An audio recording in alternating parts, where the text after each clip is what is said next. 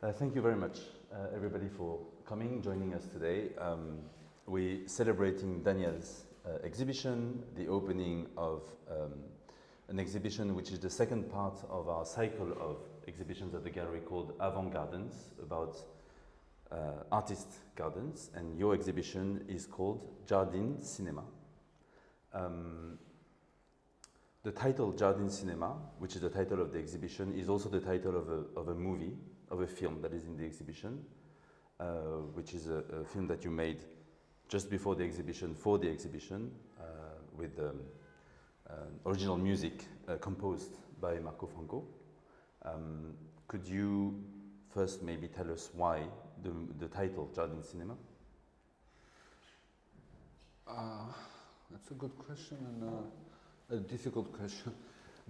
There's no really why, but when I thought about the film, I started thinking, how do you film a garden? Because a garden is apparently the most boring thing to film, to have in cinema. And we were talking about this before, and I'm always mentioning. Also, I think they counter each other, because cinema is something you're always expecting something to happen. There has to be suspense in most movies.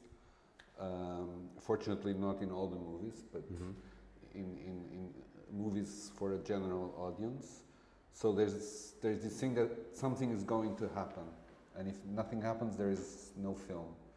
And in the garden is exactly the contrary. We don't expect nothing from the garden. We go to a garden to sit down and meditate, relax, get away from the city noise, and we expect nothing to happen, but at the same time everything is happening, because flowers are starting to bloom, something is falling from a tree, there's always something happening in a garden. That's how nature evolves.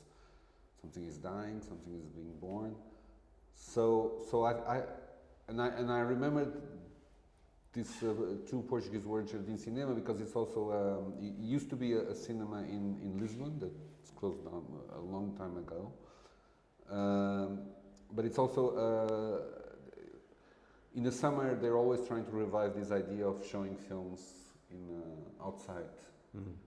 The idea of bringing something that is cinema, which is something constructed, something man-made, an art form, or an entertainment form, to a natural ground, so that you can mix the sky, something natural, with something that is not natural but pretends to tell natural stories. Because it was the name of that cinema, famous cinema. It was the name of the cinema, yeah. But it's also a way of saying, it's like a romantic idea at the same time. If you say it in Portuguese, it's very romantic, because it kind of, and it's the two things I really love, which is cinema and its gardens. But if you say Jardim Cinema, it's this idea of summer. It's a very beautiful idea, but then it never works really, because usually if we go to see a film in a garden, the projection either is bad because it was installed there, or then you have mosquitoes and bugs. So it's something that never really achieves its ideals, I think. You told me something beautiful, which you thought is some kind of a beautiful contradiction in the name of that place, Jardin Cinema, which is that the Jardin is supposed to be a place where nothing really happens, where the cinema is made of events, right? Yeah. So there was a contradiction in the name already. Yeah, and also scripted events in the garden. And I don't consider myself a gardener at all, because I inherited this garden and I tried to bring things into the garden, but you can't script. I mean, most of the things that I bring in die because too much sun or too much rain. And then finally one plant survives and you're really happy, but then a month later something happens and the plant also disappears. So it's the opposite. It's always the opposite. Except you wrote on one of the collages that repetition is the essence of plants. Yes. Also the repetition, that you have to bring in the plant over and over again and try to see if this time it will succeed. Usually it never succeeds, most of them.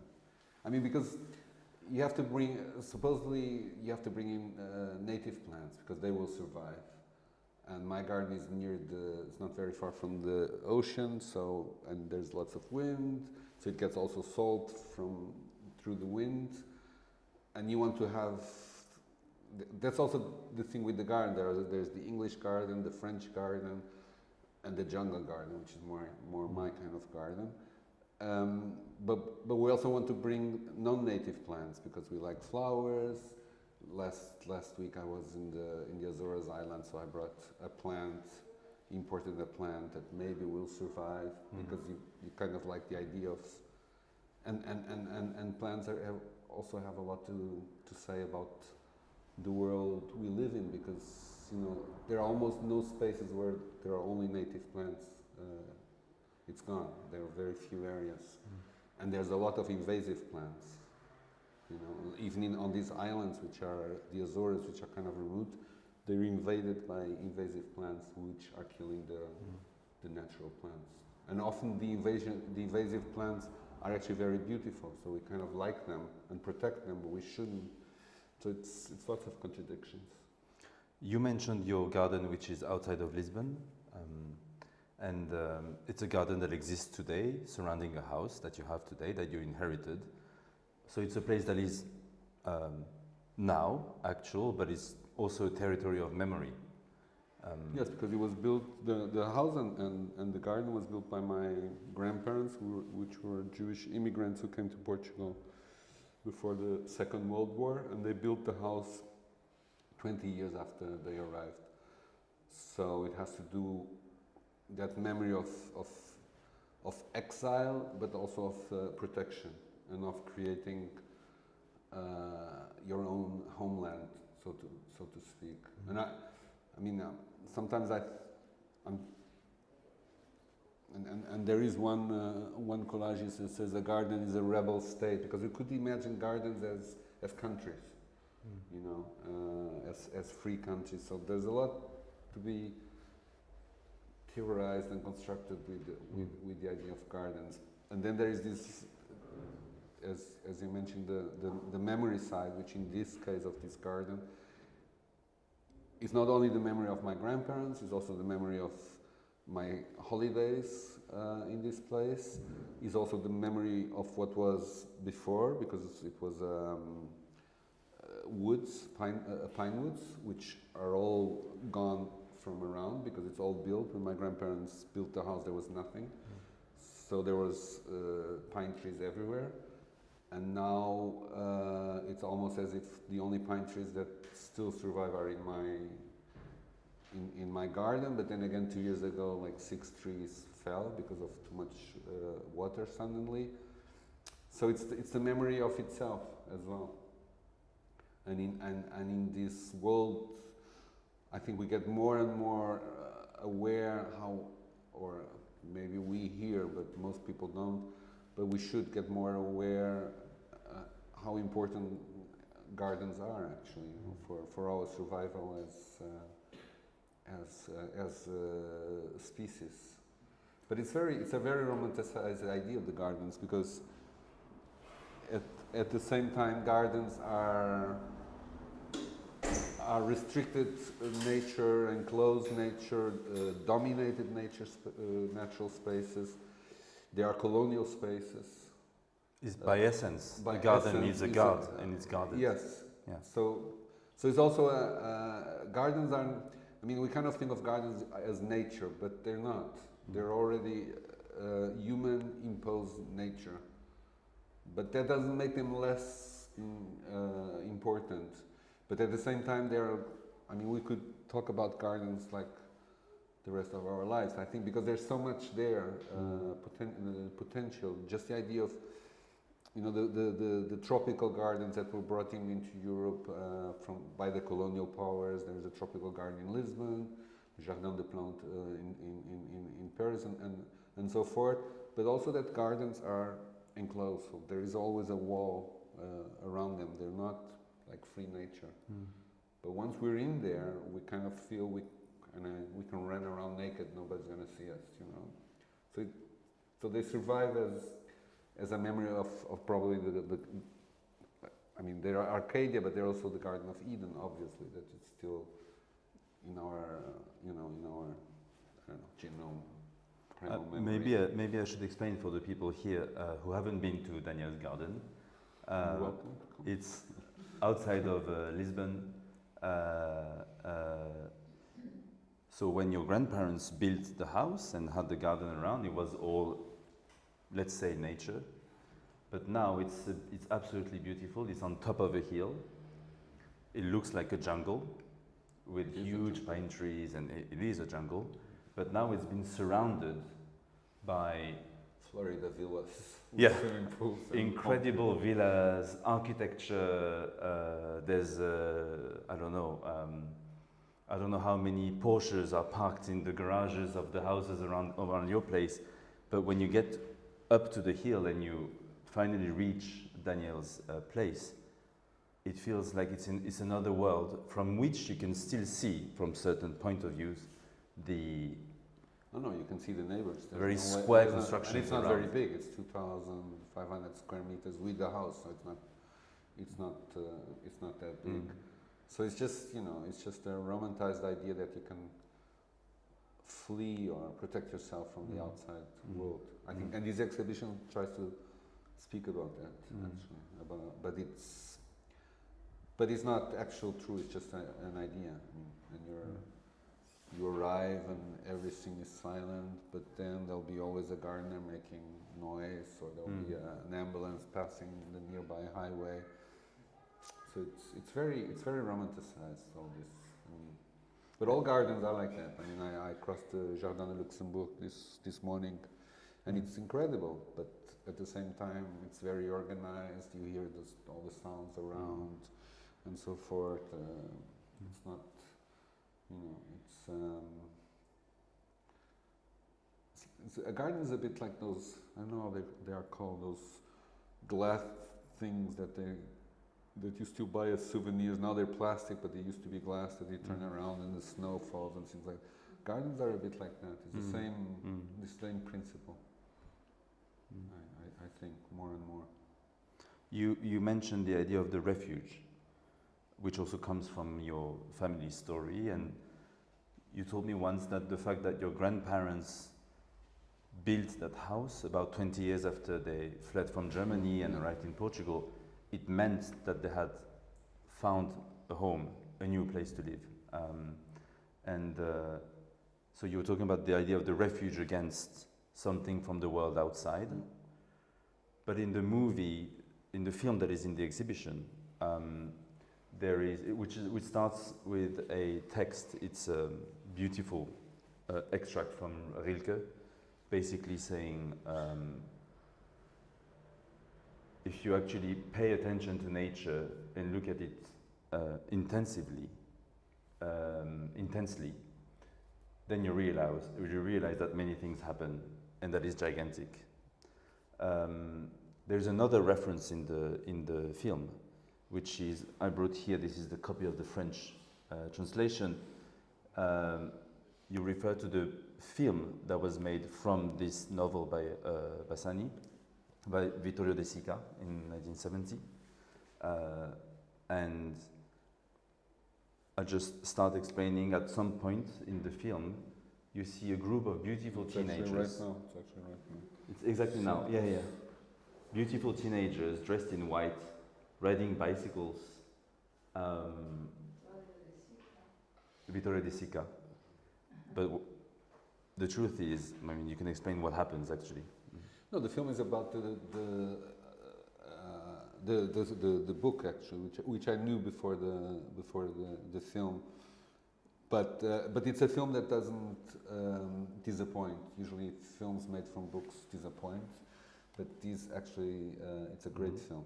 It's a great film, and it's a great book, and they live well separately. But it's the story of these young Jewish Italians, but Jews in Ferrara when the racial laws by Mussolini start in the 30s. They are all prohibited to play tennis at the local tennis club because they are Jews. So the rich Jewish family that has a huge property and a huge garden and a tennis court invites all these Jewish kids to play tennis there instead. So there is this idea of the garden as a protection, but obviously in the end, as most Jews in Italy, they're taken to concentration camps and perish.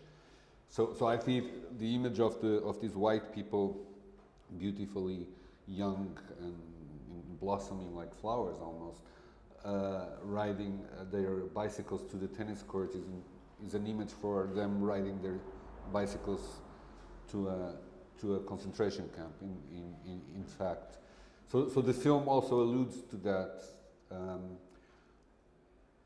but also because this idea of the garden as a protection goes that far, and at the end there is a sentence from the book by Bassani where he said, "In the garden nothing seems to change, but I know that once we leave the garden, everything will be lost forever." You know, and it's a kind of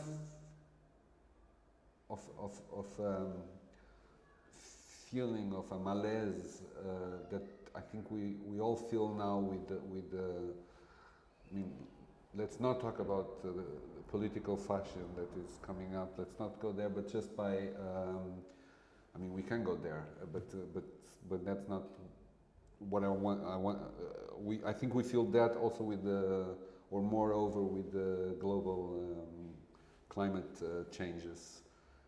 And in my garden, for example, when it's summer in Portugal and it's 40 degrees, the moment you stepped into the garden, the temperature will go down like 5 degrees, and this is no exaggeration. You immediately feel it. Mm-hmm. Of course, at 6 in the evening, you feel cold and you want to go down to the beach or something because it's too cold.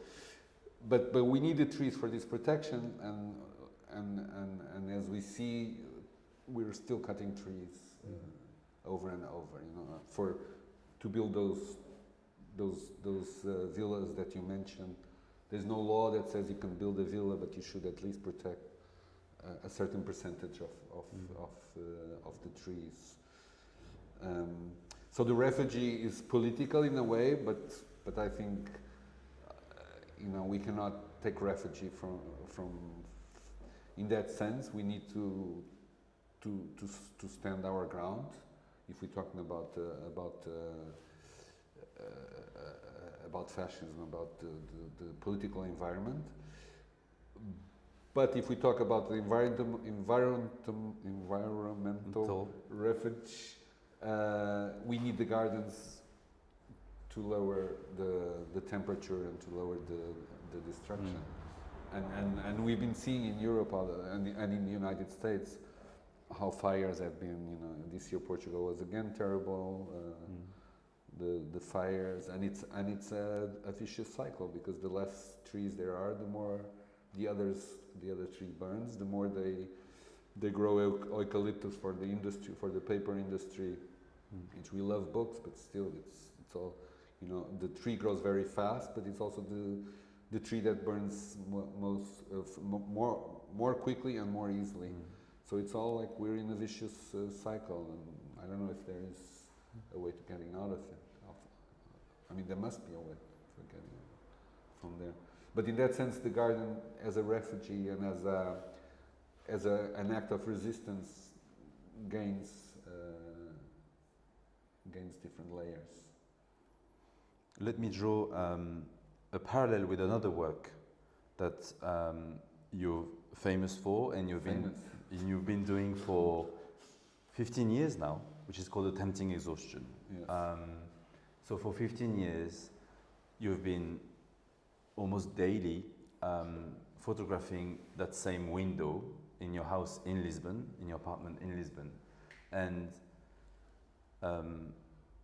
the title is Attempting Exhaustion, and there is also, you can feel something about the idea of the refuge. You once said something I thought beautiful, because the glass from the window is stained. And you said, you see, the window is sometimes a bit open, but never fully open. And once you said that you capture the light from outside, but without the image from the outside, as if you're still protecting something or yourself from the world outside. Yes, because I think we need that. I don't know if we need. I need that layer of protection in a world that is more and more. And again, I don't know if the world is more and more menacing or it feels more and more menacing to me personally. You know, because obviously that has also to do with maturity, with age. The world starts to feel different, so I would not like to generalize this. And Walter Benjamin once wrote that every generation thinks they're the last one, like it's the end of the world, and it's obviously not. It's not going to end now. It's not going to end in my present generation, I'm sure, and so forth. So, but there is a feeling of fear and of anxiety right now that has to do with all these crises, and those crises go together: climate and political crisis. They go together because we know if we take all our attention to the political side, the climate crisis will not be dealt with, and if we go there, you know, we're gonna be overwhelmed by the political changes, and those people are the ones who are denying that there's a climate change. So again, it's, you know, but I think with age comes a certain I wouldn't call it fear, because fear is a very strong word, but there is a feeling that you cannot dominate the monster, and the monster. It's funny because the monster. What is the monster? The monster is nature, because we are the monster and nature is the monster. So we are afraid of ourselves. We're afraid of our nature. We're afraid of nature. Like before, people would go into the jungle and be afraid because they didn't know what the jungle was or what animals could, you know, like in Apocalypse Now when there's a tiger and they say, never leave the boat, never leave the boat. But now that apparently we dominate nature, nature is taking over again, which will be funny, if not ironically tragic. You know. This is the inner monster, or the threat coming from inside and not outside, that you can feel in your film, and also through the music. Yes. The music is absolutely beautiful, and you feel with those high notes that is also the beauty of small life happening in the garden. And as you said, and as mentioned at the beginning, if you keep paying attention, this small life becomes gigantic, enormous. But there's some, in English you say chord, harmonies in the music that always make you feel that there is something dangerous, like threatening. Yeah. It's like a Yeah. And I think that's the feeling that we have right now. I mean, regarding elections upcoming in the U.S., regarding all these subjects, and I think, and again, I think it has to do maybe with me growing up, but I also think that something changed in the world. That's what I thought. But I'm not saying something new. I think this feeling already existed like 100 years ago, exactly the same feeling. So it's not necessarily something new, but I think it's the feeling of anxiety because we know something's going to come that we won't be able to control. I think maybe it's I'm being too overtly.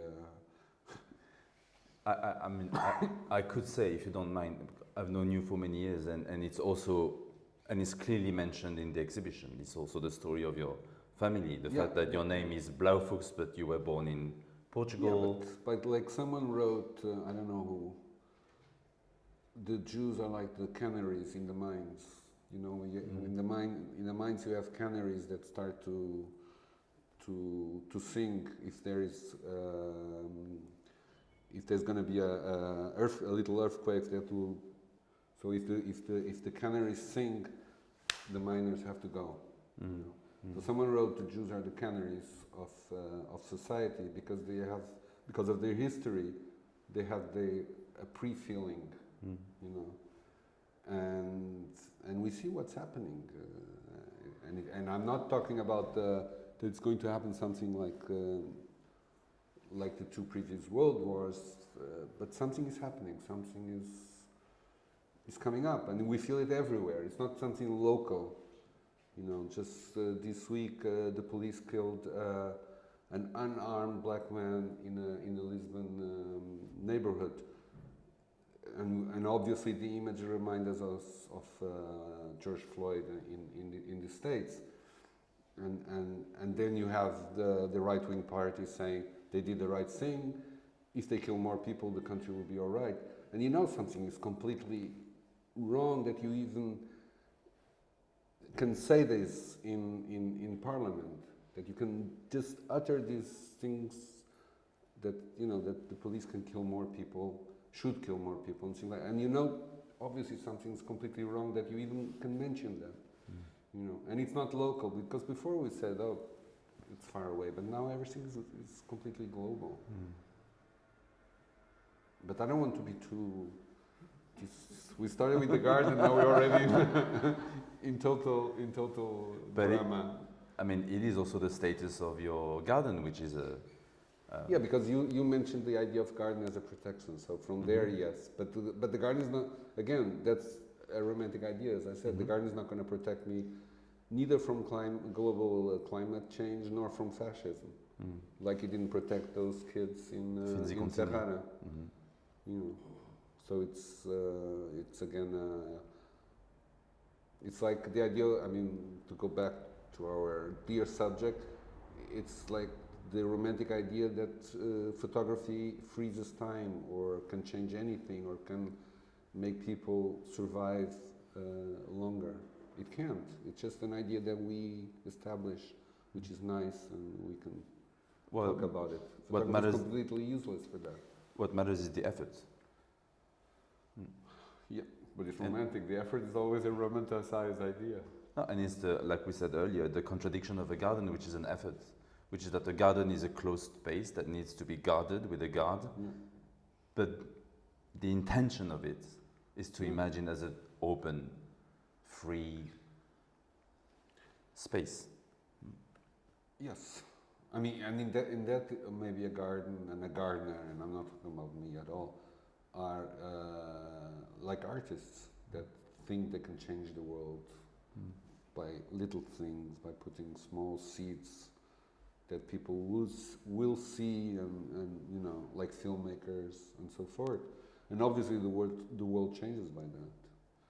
So maybe we should consider garden as part of that.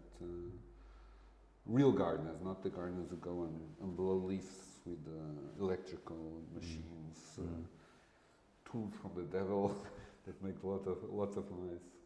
Because the garden is also a place of silence, you know, and I think that's also important. Because that also, I mean, we could make relations between gardens and religious places where there is silence, you know, silence as the idea of something sacred, you know, and that helps us survive.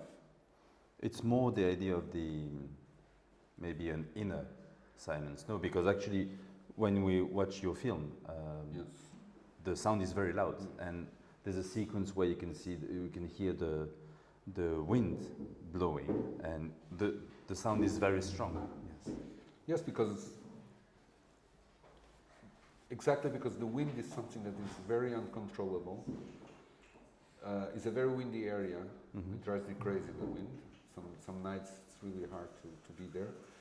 But also because nature is not silent, but at the same time we need silence. And silence is a luxury. It's a luxury good because there are almost no more silent places. in the world. So silence has to be created, manufactured, so to speak. That's why we use headphones now. You know, most people we see using headphones, they're not listening to music; they're listening to silence. You know, it's true. So and Noise cancelling. Huh? Noise cancelling. Noise cancelling. Yeah. So, no. So You have a question? Yeah, maybe two. maybe a question. Maybe two different things. Both of them about film rather than about gardens, I think. You're talking about a garden as a place where nothing happens, or we don't normally notice it. But in film, a garden is a setting. So it's a place where something is going to happen. Yeah. Right? Yeah. So I kind of didn't agree with what you were saying at the beginning. I mean, I think it's more interesting to think about the garden as a place where something, especially in cinema, there's always something going to happen. Happen. Mhm. I mean, it could be good or it could be bad. Yeah. And then the second thing, that wasn't really a question, but I really want to hear what you think about this in relation to your film. The second thing is, there's a lot of, especially the part with the glass, it's really more like a still life, or even the flower by itself, right? A still life is a kind of image where nothing happens. And I wanted you just to talk about these two ideas about creating a space Yeah. where something happens, especially a cinematic space, and then the opposite, Yeah, but- which is But I remember. I mean, when I was younger, or 10 years ago, I thought the garden, and when my grandfather was alive, I hated the garden because I thought it was really boring. I wanted to be in the city where things happen, you know. So I grew into the garden, and I think that's what happens to most people.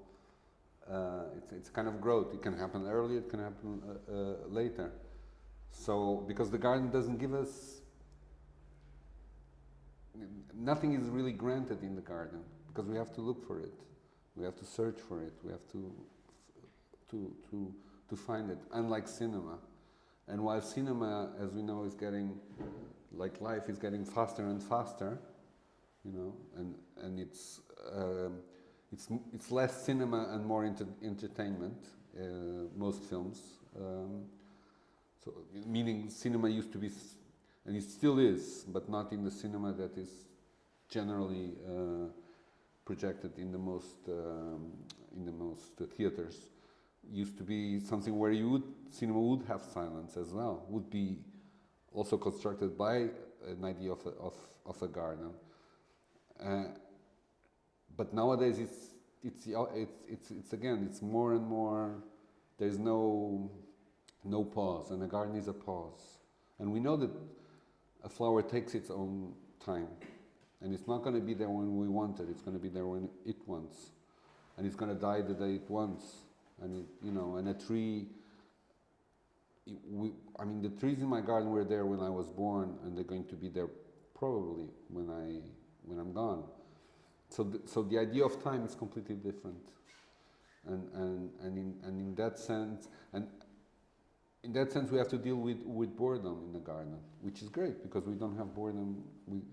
But even in the garden, I have my iPhone and my digital devices, and I always think I should, but I'm no Buddhist, unfortunately. So it's a fight, and that's why I think the film is also tries to deal with it, and it also tries to deal with our expectations, because if the film would be much longer, the film has 16 minutes, but if the film would be an hour, most people would not have the patience to see it fully, because even in cinema we get bored when the film,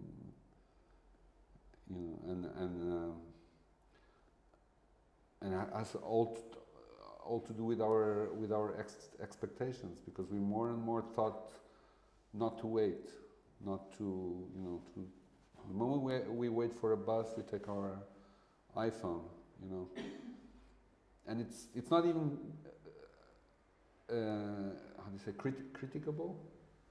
How do you say something that it's not even more open to debate, because it's something we all do. It's no use saying it's not good. Who cares? We're all gonna do it.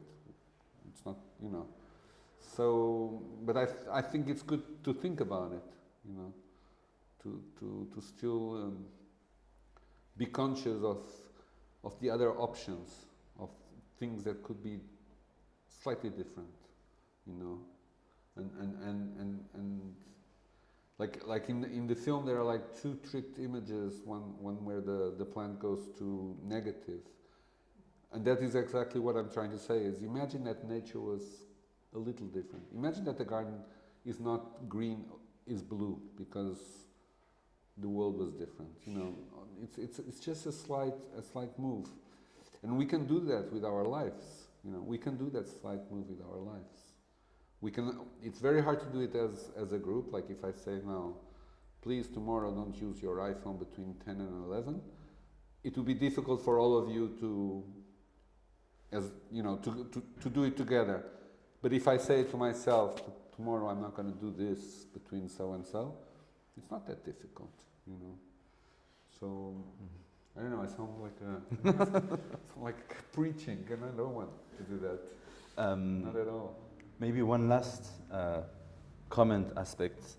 Because you were talking We about didn't talk about the work at all. with Don't well, talk this- about the garden. you were talking about small things, and so behind me, we can see a series of collages on small pieces of paper. It's A4, and it's a form that you've started using a little less than a decade ago. You're using it also for your diary or non-diary. This is the book for the year 2023 that we just published. There is something in your work that is, I would say, physically scaling down over the years that I've been witnessing. I remember we had that discussion when you did the exhibition at the Musée de la Croix in Paris, which was called Today, with works by you, Delacroix's diary, and Onkawara. It was in Delacroix's studio, and you immediately said, I cannot bring large works in this space. And you said, I will stick to A4 size. And since then, you've been constantly doing this. Yeah. Well, because there's a kind of concentration in the small format. Although I still like You still make sometimes yes. photographic prints, but because because with large there's this relation that you stand and you kind of see the work from afar, so the relation is different. But these works, and even the non-diary, are very intimate works. So you need to, you know, which with my, let's say, large size photography, they're not intimate. They want to show you something, but that something is not. It's not I mean, it's not something I want to. It's something I want to tell you, but it's not something I want to whisper you. These are things I want to whisper. Mm-hmm. So the format, I think, has to do with that. The nearer you bring your nose to the work, the more intimate you get in the relation to what I pretend to tell. Which is like looking at the garden. Which is like in the garden, because again, and we're going to speak only about the garden, but the garden is something huge, but it's the relation with the small that matters. You know, it's the relation with each plant that matters. It's not the relation with the garden is not a landscape that you see it as a landscape. You only get acquainted with the garden if you touch that little plant, or if you see the specific color of that flower. So these works are much more in idea with that, you know. And also, I think we need more and more, and also I think this is a unconscious or conscious, more or less opposition to a digital world, because these are very tactile works. You know, you feel. I know they're beyond glass, but you feel you can touch it. You know, you can grasp it easily. There is a third dimension because things are glued on it, because photography became very, very boring, because there's things on the wall that someone printed who was not a photographer most likely, and they're very flat. And because we get less and less qualities of paper, we don't admire the print anymore. It's not like we're going to see like we used to with the classical photography. We would admire the preciseness of it, or the beauty of the details, or the roughness of it. Now everything is the same because there are only 3 papers available, basically. Well, there are a few exceptions, but yes. No, there are a few. But Obviously, there I are few totally exceptions, understand what you. But yeah. but on a larger scale. Mm. So I think this is also not a fight, but an answer to what can I do in a digital world that still goes a bit against that grain. And I'm not giving up my other work. I think it's parallel, and also the film talks about that because there's it's called Jardim Cinema, as I said, garden cinema, and there's an analog part filmed with analog stock, and there is most of the film then is it's digital, and we sense that the depthness is completely different. Mm. There is no way digital is going to reach the quality of analog. Like in sound, no, there's no way digital achieves the same spectrum, the same quality. It has other advantages, obviously. We all know that, but which is also interesting because we got to a level of quality, and then we start to go like this. Mm. You know, in everything, in technology, in film, in photography, in sound, and so forth. And we don't even get access anymore to the top quality because it's gone. You know, in most cases, I mean, even film stock, even Hollywood doesn't get the best film anymore because they don't. It's not produced anymore. It's not produced anymore. So, and yes, it raises other questions. Why did we get there then to go down? Because it's much more practical and much more and much cheaper. Mm-hmm. Well, also, although Daido Moriyama would say if he was Nicephore Niepce and he had access to a digital camera, of course he would have used no, of digital. course. I mean, I bought my first digital camera. I still have it as a Fuji, like this size, because I thought this is incredible, you know, and I want to be up. But it's true that it's never going to achieve the quality. So you find other ways to tell your stories. I'm not saying the photography work got worse. I'm saying your possibilities of material got less, which is different, and got less varied. Like I go to a lab and he tells me you want glossy matte or semi-glossy. Matte doesn't even exist anymore, so it's like glossy or semi-glossy. And it's 2 brands maybe 3, I don't know, but it's you know it's very and in that photography and film have undergone a very big technological evolution, whatever, that the other arts don't have. I think a painter more or less paints the same way a painter 100 years. I mean, the paint has changed, the brush has changed, but there is not. I mean, you know, to photograph in analog nowadays, you really have to be brave and courageous. Do you have any other questions? Yes. Yeah, I had a question. Maybe it's a little bit more political than on the artistic aspect of your work. But I was thinking about the role of the artist in today's world. So, you know, artists are usually actors for change. You document, you make people aware of certain situations in today's world. You know, the rise of the far right or climate change, as you were talking.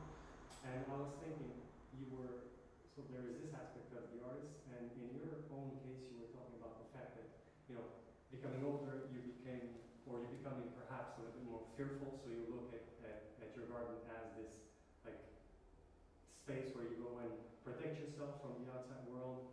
And so I was wondering if the garden couldn't potentially become something dangerous, as in sort of a prison for the artist who's afraid of the outside world, so doesn't want to engage with the outside world, doesn't want to amplify that message.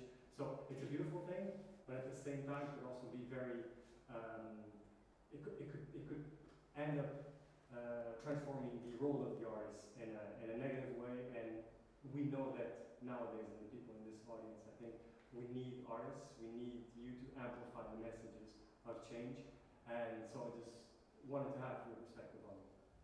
I'm not so sure about the last part, but thank you. No, but absolutely. I think the garden also has that.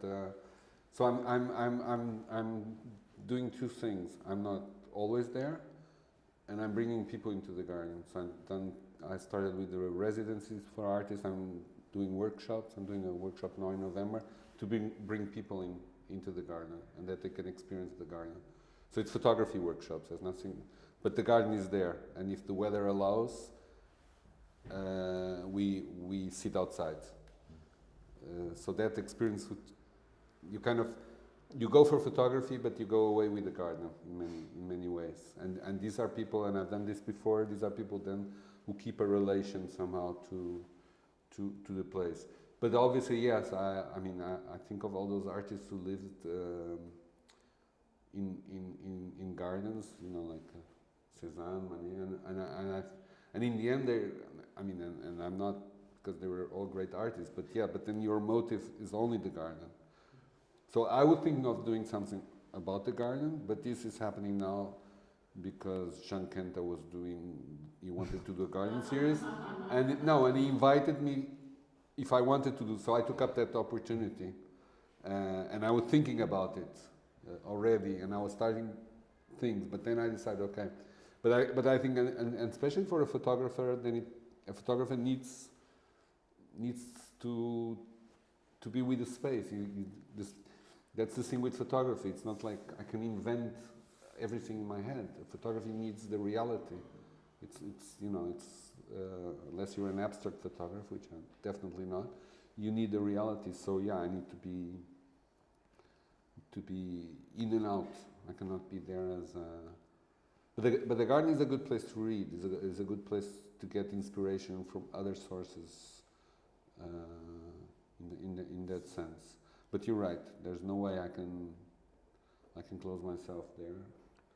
The reason we invited you for this exhibition, so it's 3 exhibitions. We just finished David Horvitz' exhibition, you, and then very soon Hanako Murakami. You are 3 artists who have gardens, artist gardens, a relation to a garden. The 3 of you over the past few years, at some point you all used the same word. You said resist, the idea of resistance coming from the garden. And the amount of exhibitions we see now in galleries, museums, art centers about gardens is incredible. I think it makes sense, after... No, it makes all the sense. But for what I'm saying is, I might not have worked on my garden as soon. Mm-hmm. So I took up the invitation because I wanted to. Mm-hmm. Because if I didn't want to, I would have said no, obviously, yeah. You know me. But I also was a bit frightened because, how do you translate a garden into a space that has nothing to do with nature? So I don't want to live in the garden. I camp in the garden, but I can imagine that from here I can construct more layers and more discourses on the garden, because it kind of, it's a ramification, and there's so many strains of thought possible starting from a garden. But when Kenta called me, and we talked a bit about it, and I said, I don't want to translate the garden into the gallery, because that's not translatable. You could have, you could have grass and some plants here, but you won't have the birds. And even if you bring the birds, it's not, you don't have the sky. So the experience of a garden, which is also interesting, can only be achieved in a garden. And each garden is different, mm-hmm. which is also something, and there are some known gardens, Majorelle in Marrakech. It's very specific. The gardens are very specific, and gardens as artistic devices. I was this morning at Cartier, not because of that, but Cartier also has a garden done by Lothar Baumgartner. It's designed by him, but then gardens evolve because they're natural. They're natural, and Baumgartner died already, I don't know, 6 years ago. So, so the garden is like in Lisbon, the Gulbenkian Gardens is so quite well known. It's a museum that has a garden designed by a garden planner, a master, who died quite old a few years ago. So the garden now is evolving to something else without his control, and was now widened with another garden designer from not from Japan but from Chile or something. I don't know. So gardens never stay still. That's why the garden is always, the image that I have of the garden is actually against the garden, theoretically against the garden, which is pruning. You know, I have to cut here and here because this doesn't look good, or because if I prune, it's going to grow stronger in the fall. So a garden is also constant change. You know, the garden never stops. The work never stops. But it's repetition. And it's repetition. But the plant itself is repetition. Because every year it flowers at the same time. Every year it's the same process. Every year it gets, how do you say, pollinized? Pollinization. Pollinization. So the process is very repetitive, which is also interesting. And then when you open up a flower, you see how it is. The pattern is also a repetition in itself. Again, it's very boring. But you often say, if you want something for a day, if you want something for... The Japanese, I don't know if it's Japanese or Chinese or even not from there, but someone once told me that if you want to be happy for a few hours, you get drunk. If you want to be happy for a stretch of time, you fall in love. If you want to be happy for life, you get a garden. And I kind of feel, because the garden responds to you. The garden is something that will outlast you in many ways. So Thank you. Thank you. Thank you very much. Thank you.